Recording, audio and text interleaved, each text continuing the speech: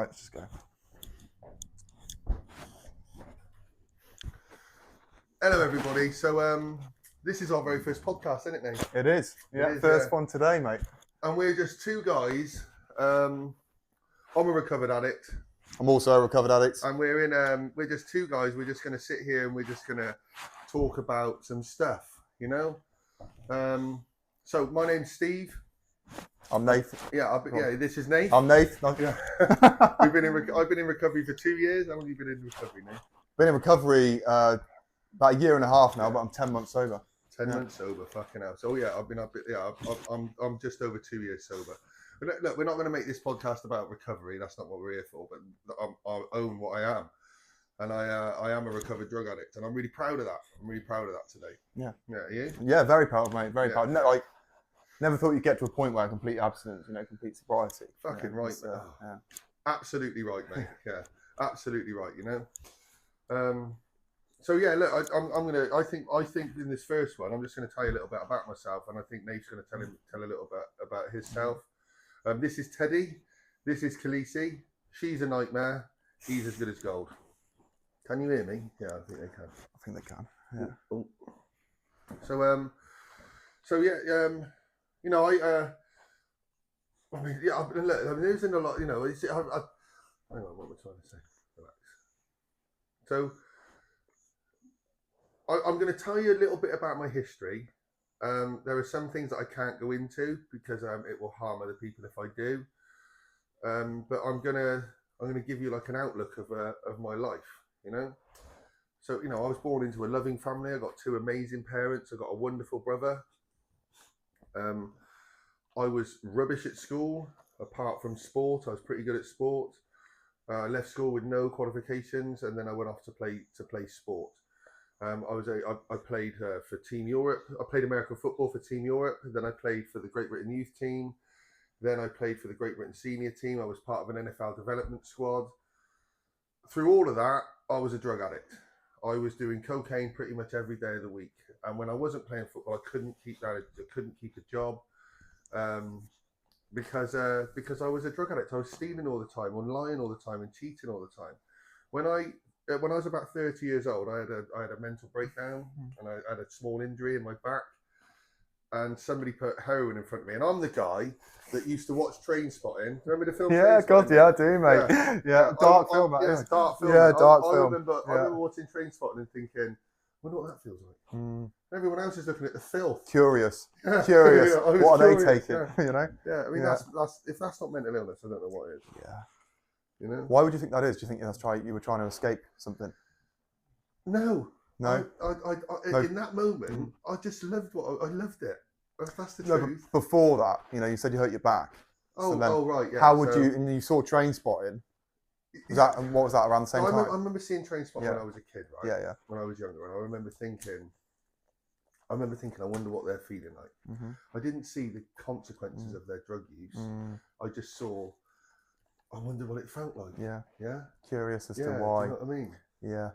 You know? Trying to escape self. And first time for me when I first tried anything, which I've said it in my shares a few times, but when I went to the dentist and they used to get the laughing gas and I remember you put that on your face and it makes you feel all weird, and I can still remember how that used to make me feel, right? Yeah. Just as a kid, having fillings, and like at that point I kind of realised maybe something's not quite right with me. I liked the effects. I like the effects of it. When I was a kid, like my mum and dad used to have to like put me in cold water to calm me down. I mean, this is the 80s, They would submerge me in cold baths if I was having some kind of episode or something. Okay. And that, even when I was younger than that, I used to wear a Mickey Mouse cape. Yeah. I used to have a saucepan and a wooden spoon and just run around the house going bang, bang, bang, bang, bang. Off your head. Off my head, yeah. Just mental, climbing the walls, Yeah. Aren't you diagnosed ADHD as well? Now I am, yeah. Now you are. Do you think that was probably something to do with that? I think so.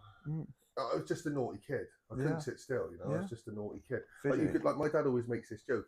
He would say to my brother, Sean, come here. And, I so wanted to be liked. I would go, all right, Dad, I'm here, I'm in front of him. And Sean would just turn around and go, no, and just walk off. Maybe that comes from like wanting to be seen.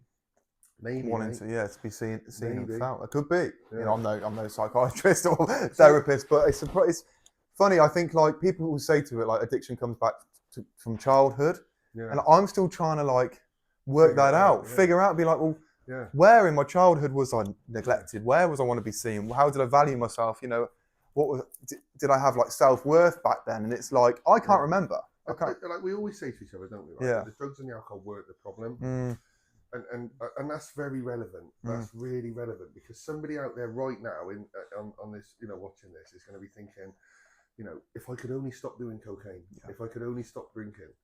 But why are you drinking? Why are you doing cocaine? What's really going on? Yeah, you know? exactly. Yeah, what is going on what's in the really mind? going on? But I'm a bit like you in that sense. I didn't really know why I used to take substances and drugs and stuff. I just kind of fell into it, Yeah. right? Because I didn't know I was trying to Everyone around escape. me was Yeah, doing it. that's Everyone what. around Yeah, me, it was like But my mum and dad could really, like, if I go back young enough, Yeah. you know, alcohol, partying, that sort of environment, I've always been around it. And that's not to say that was a bad influence on me, because it wasn't. Yeah. You know, plenty of other kids had upbringings like that, and they didn't end up where I did. My brother, for example, you know, my brother's been my brother's got 2 kids. He's married, got a wonderful home, wonderful life. And I ended up in a room surrounded by puddles of dog urine and piles of dog feces. You know, in real trouble. It is strange how some people can, you know, drink like an addict or use like an addict, but then they don't become an addict, isn't it? It's quite we're quite. It's funny. Sorry, no. No, go on. I know people that will go into a pub on a Friday night and they'll drink 20 pints of lager. You know, they do 2 bags of this, that, or the other. They won't do it again for a month. You know? Moderation. That's it. What's that? Yeah. I was always. It gave me a confidence that I didn't always have. I wasn't an unconfident child. I wasn't, you know. I've always had issues feeling comfortable around certain types of like men, for example. I would always be threatened by the most popular guy in the room. Not threatened physically, like I would feel threatened by their. What's that? Damage your ego, do you reckon? Like their popularity and stuff like that, you know. And I always wanted to be like my father, you know, because my father casts a big shadow. So I always wanted to be like that. All I had to do was just be abstinent, you know. Do you think that's because it's how we value ourselves? So like because you know all about it, but that self-worth and that's how we speak to ourselves mentally damages us, whereas we trying to seek other reasons then to get out of self or to, you know, to lose what I'm trying to say here, but like we're trying to prove ourselves, we're trying to prove our self-worth, but we can do that in a way of the confidence we get from using substances, which is I'm like you, you know, I'm quite an anxious person, quite fearful, you know, but when I put cocaine in me, I was just fucking off my head. Do you know what I mean? I'm still anxious and I'm still fearful, but my thinking's off. So I end up in places and situations that I should not be in. Because I want to be around those types of people. Because, you know, the first time I was around like a proper criminal, for example, I was impressed by him. I was impressed by how everyone spoke to him, everyone shook his hand, how everyone did this, everyone did that, and I wanted to be like that. I get that. I wanted that respect. You know, I wanted that respect. Did you enjoy being a record at the start? I'll be honest, I did. I enjoyed it. I did. I enjoyed going out on a Friday night and not coming back till Sunday night. And then, you know, it used to be fun and exciting. A way. There were times in the early days where, like,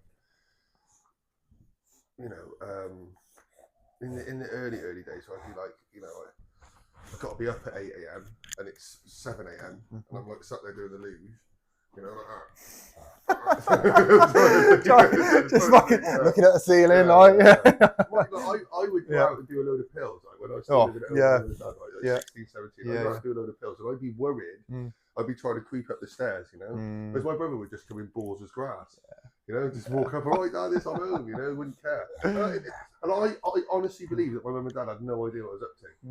Did they? Oh, absolutely. Have they spoken to you? Have they spoken to you about that? Like, it is funny. I'm exactly the same actually. It's like I never thought that I had this big addiction. I never thought that I was like causing problems for the family. And I thought like, oh, they don't actually know what I'm up to. And fucking bearing in mind, you know, back in the days, pills, other substances and all that kind of stuff was the only thing I did. And it's like, as you know, mother's it was instinct. normal. Then, Yeah, it was. Everybody around me was doing it. Yeah. I was doing cocaine on a Friday night, not with my mum and dad. My mum and dad never did it. Yeah. But we're in the pub with them drinking before we go to town, and me and Sean and all of our mates are popping back to the house to do lines, and then come back to the pub. And I'm convincing myself that my mum and dad got no idea what I'm doing. They knew exactly what was going on. Jaw swinging, eyes big, no discreet about it. Nobody ever said to me, or any one of my friends, what you're doing is a bad idea. Nobody never said that. Nobody. That's a good point, actually. No one ever said to me. But sometimes I always felt like I was one of the worst ones. Did you ever feel like that, where like other people were doing it?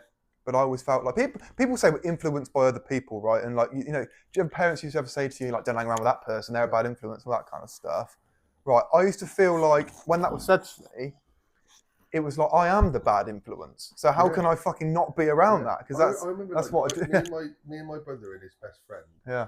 We ordered. I don't know if they remember this, but we ordered. I have this. It's a like a core memory. We're ordering what we're ordering, and I'm.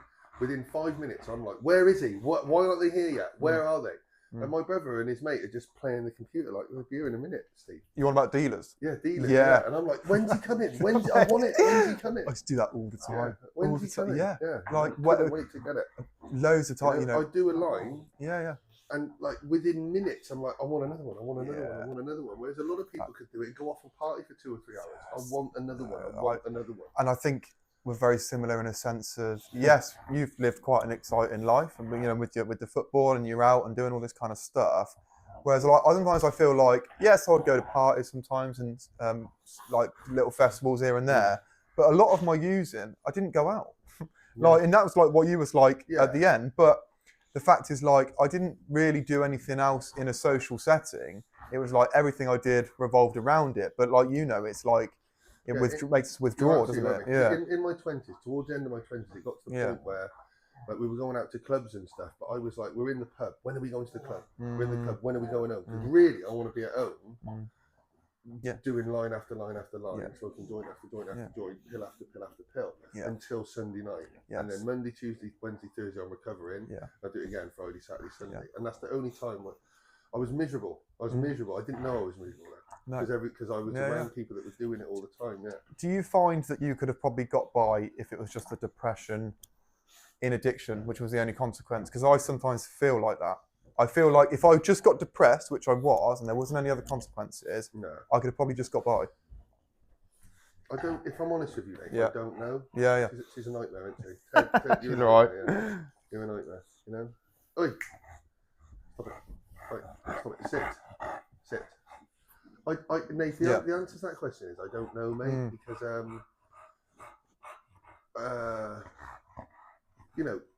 me admitting to my brother or my father that I'm depressed, even my mother, that I'm depressed. I don't know how that would have gone down. Yeah. You know, I don't want to. You know, I don't know how I would have gone to my dad and said, "Dad, I'm depressed." I don't know, because he would have said, "Well, you know." I didn't have it. The truth is, mate, I had no idea what was wrong.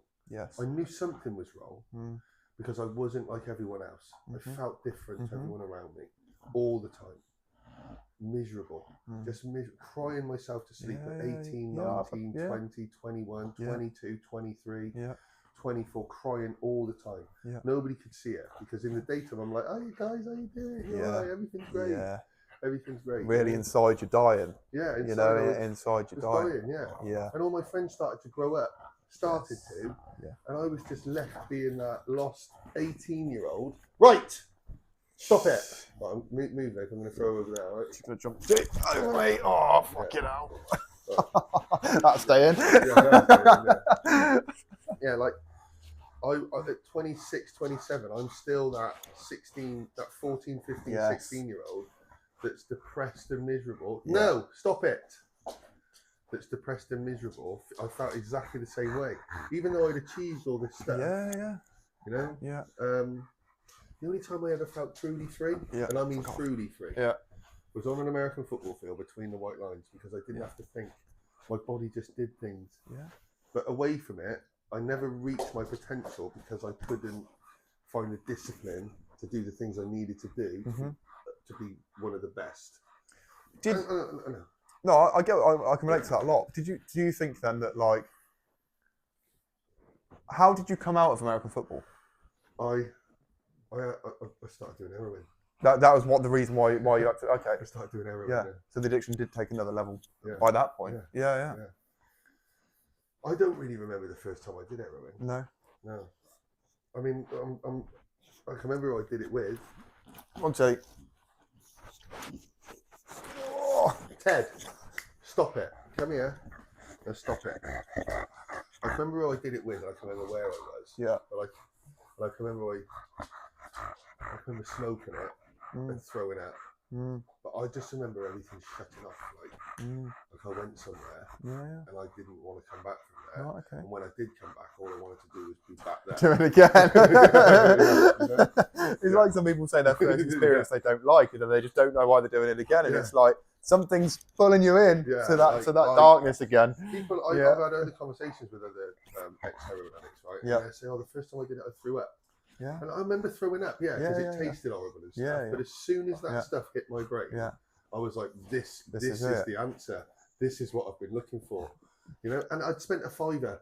You know, it's cheap. Yeah, like cocaine, you spend a lot of money. There's a lot of money, and you share it as well. That's just the trouble. Went arse on a bag, which was a tenner. And there's this little tiny thing. I smoked a couple of lines of it off some foil, and I'm like, I mean, just tunnel vision. I cannot describe to you what that's like.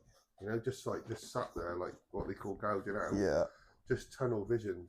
You know. Yeah. Didn't want to come back. See, we can mention some. We can mention the name of drugs on it, can't we? Yeah. We're gonna have to. I've already done it. Cut. And so, like, I was taking a bit of ketamine as well, and I didn't like the feeling of like KOs and things like that. You know, and that's pause. Yeah. Ted, out. Carry on. I didn't like the feeling of like KOs and things like that, and I went to a festival once and ketamine wasn't really my thing, but I ended up doing it and just KO'ing in this rave, and I had to get like carried out, and all that led on to other things. But the whole tunnel vision you're on about, I could be sat around a mate's gaff, just boshing coke and ketamine. Yeah. Do you know what I mean? Like, what's all that about? It's mental. It's just like thinking I enjoy it. I remember the first time I smoked cannabis. Weed. It felt amazing. The first time I did ecstasy, probably the best night of my life. Yeah. The first time I did coke, the best night, one of the best nights of my life. The first time I did heroin, all bets are off. I mean, it was like going somewhere like Nirvana. Yeah. Like Nirvana, and I didn't want to come back. The first time I ever did a snowball was like better than Nirvana. Go on. Yeah. And then I started mixing like all these other prescription drugs in with it, and the consequences got worse. The consequences when I came out of wherever heroin took me to, got worse and worse and worse and worse. You know what was like what was your? People say rock bottom. I don't really like the term rock bottom, if I'm being honest. But what was your like point to be like, I need to make a change now? So April 8th, 2023, I was sat in a flat, surrounded by puddles of dog urine, piles of dog shit. Yeah. You know, I'd been peeing in milk bottles for weeks, months. I'd washed in over a year. I'd changed my clothes in over a year. My hair was down to here. I'll put a photo on. My hair was down to here. But that sounds horrific, and it was. Yeah. But my brain felt like it was on fire. You know, like wrapped in barbed wire. I had abscesses all over my body. I weighed about 10 stone. Yeah. I couldn't walk from here to the door. Just weak. Without throwing up green bile. Oh wow, yeah. And I was just like, I need this. I need this over. I need this done. So I waited until midnight when I got my benefits, and I went and bought a substantial amount of crack cocaine and heroin, and a load of Valium. And I loaded a 2 ml syringe with enough heroin and enough crack cocaine to kill a rhinoceros. And I injected that into my groin, and I took a great big handful of Valium. And I'm looking at my bulldog Teddy, and I'm going, I'm done, mate. Crying my eyes out. I'm just done. I'm done. And as I was going to sleep, I was completely and utterly at peace with the fact that I was not going to wake back up. Wow. Just at peace with it. Yeah. Done. Like, I was crying, but I was just kind of You accepted that I you was were going gone, to. mate. I was done. You felt like you were going to get a lot of peace from not being alive anymore. Yeah, And I how was done. crazy is that? to think? I'd given in. I completely let go. Completely had to be let go. I just did not want to wake back up. And I did. Yeah. I did wake back Miracle. up. Yeah, when I woke back up, you know, it wasn't glamorous. I had sick all over me. I peed myself. I shit myself. I'd done all that stuff. Yeah. And I'm still in all that squalor. And somehow I'm on the floor. And I like pick myself back up, and my body is like, it's withdrawing from heroin. So I'm screaming for heroin. Yeah. And I managed to pick myself up again, and I went out and scored some more, which is mental, isn't it? That is mental. Isn't it? Yeah, but that's what we do. Yeah, That's what we do, man. I did that dig, and I couldn't find my groin, so I managed to get it in my arm. Yeah. And then I fell against the wall, and I was holding on to Teddy, and I was just crying my eyes out. And I don't know how long I was there. I was so scared, mate. Yeah. I was so scared because I couldn't even die, mate. I couldn't even die, you know. Not meant to. Yeah, look at where you are now. Yeah, I couldn't even die. And then I don't know how long I was there, but I stood up and I remember looking in the mirror. I just remember looking in the mirror, going, right, like, I'm done. I wasn't saying I'm done. I'm just like, I need to change my life. How? I don't know how. Like, I can't even remember what I said, but I knew I needed to change my life. But like some amazing things started happening. You know, people talk about God, Yeah. Yeah. So you're a believer. I'm a believer. Yeah. I'm a believer as well. I have faith. Yeah. We can talk about it. I don't follow any religion, but I have faith, and I know God exists, mate, because God sent people into my life that changed it. Yeah. That changed it. You know. And I remember looking in that mirror, going, you know, help me, somebody, something. If you're real, help me. You know, just crying my eyes out. And my mum knocked on the door. And my first thought was, brilliant, I can blag £100 off her. You know, get out of the bag, you mean? Yeah. And I was thinking, I can get £100 of it. Remember, I'd just been in the mirror crying. Right, yeah. Mental illness. Just forgotten that bit. Just forgotten. I don't know what it is, you know? Yep. And so I go downstairs, and she takes me to like a drug and alcohol services. And there's a doctor there that a few weeks before had taken a liking to me. And there's a new experimental drug. It's called Buvidal. Go and look it up. And you know, I'm ill. I'm ill. I'm just thinking, I need my drug. Hurry up! Whatever you're going to do it. I need my drug. Yeah. I had no idea what was about to happen. No idea at all. And they injected this Buvidal in my shoulder. I remember I could get my hand round my arm like that, like that. Yeah. And I'm thinking, what the hell is that they just put me? And they locked me in this room. My mum's in the corner. And over about the next hour, that all-consuming need, physical need for heroin left me. Oh, wow. That was a new thing they've experimented? Yeah, it was a new drug. I was like the 10th person or something in the whole of my county to get it. Okay. And the physical need for heroin was taken away. But the problem is I started thinking again, you know, and like, you know, I realised how far I'd fallen. Yeah. I could remember all the stuff I'd done. Yeah. I had the guilt because my mum's in the room crying her eyes out, all the stuff I'd done to her. I could remember stealing my dad's cars. I could remember breaking the windows at the business, all the crime I've committed. And but I had enough clarity to say to my mother, right, take me home, take me back to the flat. And very, very quickly it became apparent that I'm also an alcoholic. You know, so I've been drinking 8 litres of cider a day. So, you know, I just led in that flat and I withdrawed from all the drugs and the alcohol that I was addicted to. And that took about 4.5 months. You know? Very painful time for you. Yeah, very, very painful time. And you weren't in recovery at that point either, were you? No, I had no idea. I had no idea the fellowships existed. White knuckled it, they say, don't they? White knuckled it. But do you think that's changed you as an individual now to know that you've got through that very dark period where you had nothing apart from Teddy the dog? You know, you're 4.5 months just on your own, trying to get. That fear. Yeah. It's not pain, it's fear. Yeah. I was so scared. Yeah. That fear, I needed that, mate. I needed it because, hang on, that fear I felt. Yeah. I needed that. I'm grateful for it today. Okay. People talk about the greatest moment in their life, right? When was the greatest moment? A lot of people say, when my kids were born, when I got married, and went to Gran Canaria. Yeah. I went to the Caribbean, something like that. For me, it was lying in that flat for 4.5 months in absolute pain, because that in that time my mindset changed. Yeah. And I was like, okay, I'm going to change my life. I don't know how I'm going to do it. Yeah. But I'm going to join a gym. And I'm going to change my life. So I started training every single day at the same time. At midday, I'm going to train. You still train at that day, don't you? Yeah, I still train. Yeah. That's cool. Because I played football, so I knew how to be in the gym. You know. Yeah. That's all I knew. Yeah. I started watching like bodybuilding documentaries and stuff like that. I'm just learning. Found a passion for something else. Yeah, just teaching myself. You know. Yeah. And 2 years later, I'm an online coach. I'm a personal trainer. I train in a fantastic gym in Bidford-upon-Avon, Elevate Fitness. Get in there. Yeah, Elevate Fitness. It's one of the best gyms in the fucking world. Go and have a look at it. I shouldn't have sworn, but I just did. Sorry. Take on clients as well, haven't you? Yeah, I got clients there. Yeah. The community there is fantastic. I'm not going to mention the other place. What's the other place? The other one, the other gym. Oh, okay. Yeah. I'll edit that out. Yeah, that's fine. Yeah. I'm not even going to say. Don't have to entertain it, mate. All right. You're fine. You know, Nathan, obviously I found fellowship, you know, and I work a 12-step program, and that helped me understand the world that I could not figure out. Yes. You know, that the fellowship helped fix this. Yeah.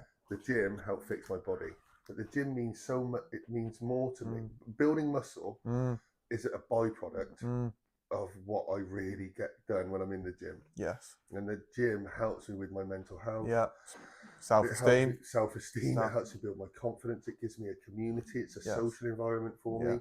Some of the conversations I have with people there really help me. I've met some wonderful people. Rich, the Stoic, you know. Jordan Slayford. Jason, I don't know your second name. He's the owner of the gym. He'll be watching this. Yeah. Do you find, right, with the gym, and I've been thinking about this a lot recently, because I used to train, you know, when I was in addiction, you know, thinking that that's going to try and keep me clean, keep me sober, you know, take me away from addiction. And the reality of that, I was just doing lines before the gym sometimes and stuff like that. But I still tried to train because I knew that it felt right, and I knew that it felt had a purpose. But now I go into the gym, and I can go in because I know I've got my recovery program and this high power and God and all this kind of stuff, which keeps me clean. But I can go into the gym purely for the reasons which you're talking about, to look after my body, you know, to also look after my mental health, you know. But I found a lot recently, like, you know, that internal battle we have, we're telling ourselves like no all the time, and like, don't do that, you're not good enough, fear and all that kind of stuff. Do you ever think about that in the gym? So like, when you say like, just do that one more rep, my head will go, oh no, I'm tired. But then you do that extra rep, and I believe that like that builds that mental resilience. There's a few things I say to myself, and I'm sure anyone that's seen me in the gym or seen my content, they'll see that I've said this. You will not beat me, and I will not go back. Right? I'm not talking to anybody in the gym. When I say you won't beat me, I'm not talking to anybody, any one person. I'm talking to the addict that is inside of me. Love that. That wants to win, and he's rattling the cage trying to get out. He will not beat me. Yeah. Never again will that part of me win. Keep it quiet. Is that what you do? You practice keeping it quiet. Yeah. I will sometimes say out loud, like I'll put the T-bar road down, I'll bang it down, I'll go, "You won't beat me," and everyone in the gym's going, "What's going on?" Who cares? I'm talking to myself. And then I'll finish that with, "I won't go back. I will not go back." Yeah. Now, I won't go back. Yes, because of the gym, but also because of fellowship. Yes. You know. Yeah. It intertwines. It intertwines together, twofold. And like I need both. Yeah. I need both, man. Like I can't just, you know, I need to like. No. Also, like with the gym as well, the discipline that comes into that, you know, leaks into the rest of your life. It does. Like, and just having like a solid routine, solid program. And I got to say it out loud. My dad told me that when I was about 15 years old in the YMCA in my hometown. Yeah.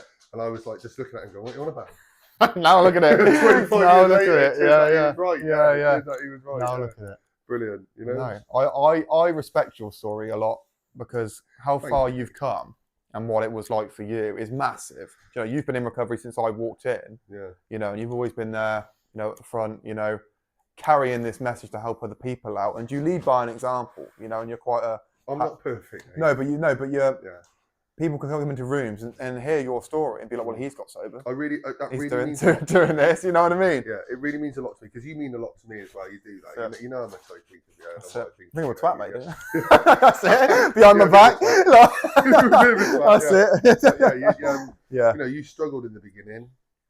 You know, you struggled But in the beginning. I do think my addiction's different to yours, as we've discussed. Yeah. Right, and I didn't have this big revelation. This was my rock bottom kind of thing, right? Yeah. But what mostly brought me into recovery is the psychotic episodes and the paranoia. Yeah, you know, and yeah. like you said about if you've just been in like a really dark place, you nearly died, but then you're going to get another bag. You know, my example of that is I had a big psychotic episode in the middle of a high street. Right, you know, thinking people are trying to kill me, people are out to get me, kicked off in a Sainsbury's, kicked off in 2 pubs. Police are pinning me on the floor, right, and I'm thinking that people are still trying to kill me.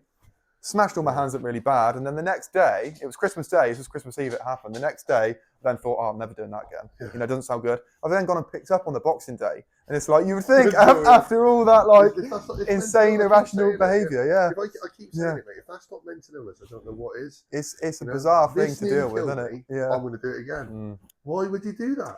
Well, you wouldn't. Any sane person. It's a form of self-punishment as well, isn't it? Yeah, we punish ourselves for whatever reason that may be.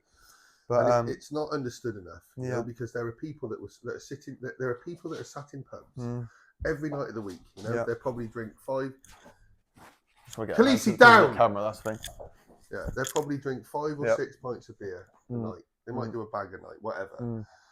And you know, they will talk badly of people like me and you that are in fellowship. And they will think, their lives are miserable. Yes. Their lives are miserable. They wonder why they don't go on holiday all the time. And look, I'm not judging. No, I'm not judging because I've been really bad. You know, I've done some crazy stuff in my life. You know, but some people will sit in the pub 4, 5, 6 nights a week. You know, they go to work. Yeah, functioning addicts. They're functioning addicts. They just don't know it. They don't know it. And when we're in a fortunate, it's either fortunate or unfortunate. I haven't figured that out yet. To be fair, I think I'm very fortunate that I get to do this now. You see the illness, don't you, everywhere? Oh yeah, you see it everywhere. I see it in just people who aren't. I don't see the illness in people that haven't got an addiction problem, but I get the self-awareness now where I can see other people's problems before they even know what their problem is, and it's like sometimes that's a painful experience to have. You know, I don't want to be thinking all the time. I don't want to be so self-aware. In my early recovery, I couldn't see it. And I was around somebody that was using all the time. Right. Yeah, all the time. And I refused to see it. You know, people were telling me. People were telling me all this stuff, and I was like, no, protecting them. You know, protecting them, refusing to see it. And it turns out that they're using all the time. You know, they're using all the time. That's interesting because you could say that about we talked about at the start about your parents' perspective. Yeah. Thinking that you can hide it from your parents. Yeah. Well, that person might have thought they could have hid it from you, even though you're an addict. And they did hide it from me. That's and it's truth. like they did hide it from me. You know. They did hide it from me. I didn't see it. But when I were they using around you though? I don't know. You don't know. You don't. I think they were high around me. Yeah. Thinking back to certain moments, I think they were high around me. I just refused. Yeah. I had them on a pedestal. I refused to see it. It's so embarrassing. It's so embarrassing. Not embarrassing. It is. It's embarrassing. It's an honest channel. We're chatting about whatever. I was very vulnerable. Yeah. You know, I was very, very, very vulnerable. And that's really difficult to admit, but I've come to that realization in therapy. Yeah. And are you having therapy? Yeah. Oh, you are? Yeah. I'm just started. Yeah, brilliant. I've just started having therapy. Yeah, and you, mate. Yeah. So it's very, very difficult to admit that as a 6'6", 100-kilo man. Yeah. It's difficult to be able to say, I was a victim. Yeah. But I was a victim. And that's not your fault either because you don't know. No, you don't know at the time. Nobody knows. Now. Yeah. And I pray for them every day. I do, and I hope that they find a way to find some peace. You know, I really do. Shall I just check the time on that? Hopefully it's still recording. 45 minutes we've been going for. 34. 34. So let's just keep going, mate. Yeah. What should you think of a little? No, we should carry on. I think like Pause it. You can pause it, can't you? Or stop it and then start again. I'll pause it.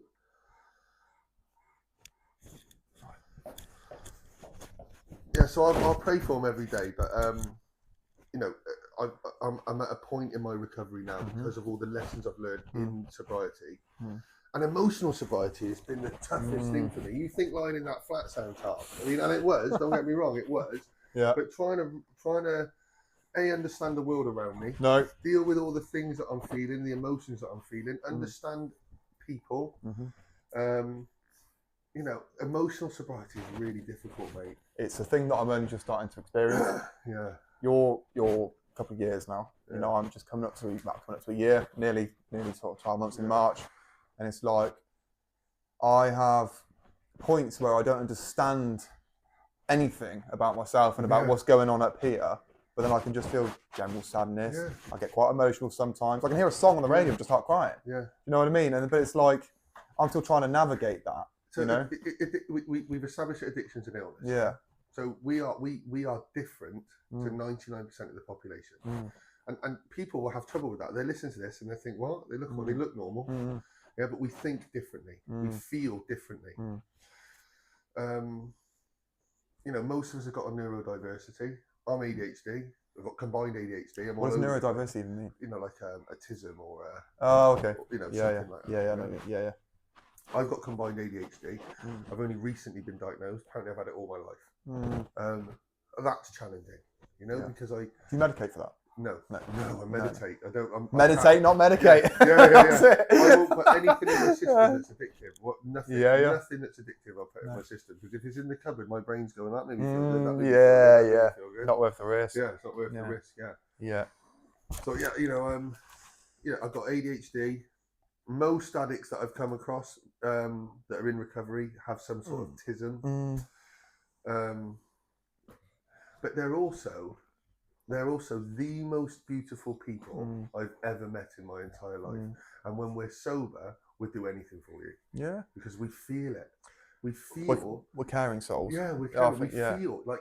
Yeah. You know, some guy could be stood in front of me calling me every name under the sun. I look in his eyes and I'm like, brother, I love you. It's going to be all right, mate. It's going to be all right, you know? Yeah. And do I have my moments where I want to knock somebody out? Yes. Yeah. I do. Love and tolerance. Love and tolerance is the code, you know? Yeah. Empathy, cognitive empathy is the hardest thing that I've had to deal with. Because somebody can do me wrong and I'll get it. I'll understand why they're doing it. That's been that self-awareness though, isn't it? Yeah. Understanding other people's points of view. Rational thinking, that is. Now, in early recovery, I wanted to f them up. But that's that's what recovery can do for you. I believed, right, I feel vulnerable, I feel scared because you've made me look and feel a type of way. Yeah. So I'm going to be violent to protect myself. I'm going to say all this crazy stuff to protect myself. None of that worked. What's working for me is, okay, I get it. Yeah, you've done all that to me. I'll never speak to you again. But I'm going to pray for you. Yeah. I'm going to love you from a distance. That's working for me. Yeah. That's working for me, you know. Do I still say some crazy stuff? Do I kind of, people that have wronged me, do I kind of enjoy it when their life starts to fall apart? Yeah. I'm not going to lie, there's still that part of us, though. I'm a human being, mate. I don't think that part of us will ever go away fully. It's how we act. Yeah. You know, if we're acting on that, that's the difference. And we don't act like that anymore. You know, we can think like that. Yeah. Yeah. You know, in the moments when you find out some stuff, you hear some gossip or something, you're like, well, you deserve that. Fair play. Calm as a bitch, isn't it? And you start praying for them. But like, if somebody reached out and asked me for help, and I can help them, I will do. Oh, Ted, go on. Right, Ted. He's all right. Stop it. He's coming back now. He's coming back, look. Yeah. Bless him. I'll help him. But you know, I think we touched on like how bad our lives were. I think so, and I think, and it got bad. That's it. I think now, you know, not that we're looking back and in remorse or like thinking it's like. No, I'm really grateful. For everything that I went through. I am too. I don't think we would have ever met. Let's just say, do you know what I mean? I'm saying like, and other people in fellowship, like we wouldn't. I don't think we'd be sat here now doing a podcast thing. You know, you do your Instagram bits as well. You know, I'm doing a little bit on social media. Yeah.